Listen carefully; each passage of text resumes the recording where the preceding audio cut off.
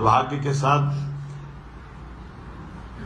इस बात को कहने में मुझे गुरेज नहीं है, अंग्रेज चले गए लेकिन कांग्रेस छोड़ गए। ये जो इनकी कमियां हैं, कांग्रेस की दिक्कत ये है कि कांग्रेस केवल आरोप लगाना जानती है और कांग्रेस ने मूलतः जन्म ही कांग्रेस अंग्रेजों के द्वारा जिस कांग्रेस का जन्म हुआ है, इसलिए आज भी वो फूट डालो राज करो की नीति के अंतर्गत ही वो अपनी सारी व्यवस्थाओं का संचालन करते हैं। वो भूल जाते हैं कि सरकार में रहते रहते उनकी सरकार के द्वारा क्या हुआ है, और दुर्भाग्य से जैसे वो वैसे उनके साथ वाले एक ही थैली के चट्टे बट्टे ऐसे कई लोगों को जोड़ करके एक घमंडिया गठबंधन बन करके देश भर में सरकार का सपना देख रहे हैं और बातें भी कैसी ऐसी कर रहे हैं कि उन बातों से लगता है कि ये जरा जनता इनकी बातों को जानती नहीं है क्या।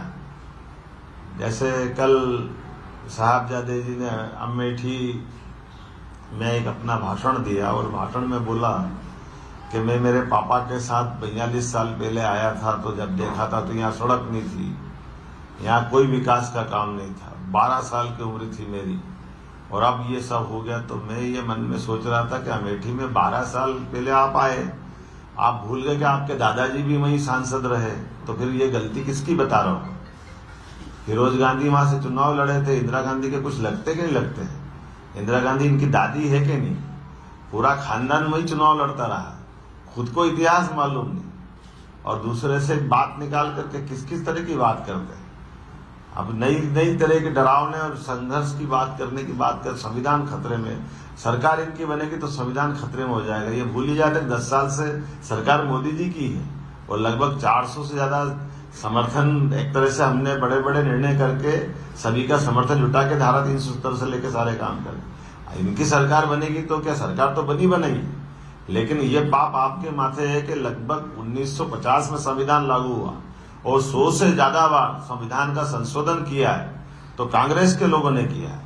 17 बार इंदिरा गांधी जी ने संशोधन किया, 11 बार जवाहरलाल नेहरू ने संशोधन किया, 10 बार राजीव गांधी की सरकार में संशोधन हुआ, और तो और संविधान को एक तरफ करके आपातकाल लगाने की घोषणा की।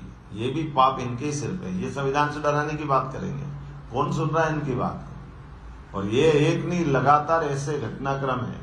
1971 से पहले से गरीबी हटाओ की बात करने वाले अभी भी लाख रुपए देंगे और वोट दे देना हमको, ये आज भी इस तरह से वोट मांगेंगे, लोग इनको वोट देंगे क्या? ये गरीबों का भी अपमान करते, महिलाओं का भी अपमान करते, और महिलाओं को लेकर के तो इनके लिए तंदूर वाला कांड से लेकर हमेशा कांग्रेस के सिर पे ये इतनी सारे पाप है जिसका कुछ कह नहीं सकता हूँ।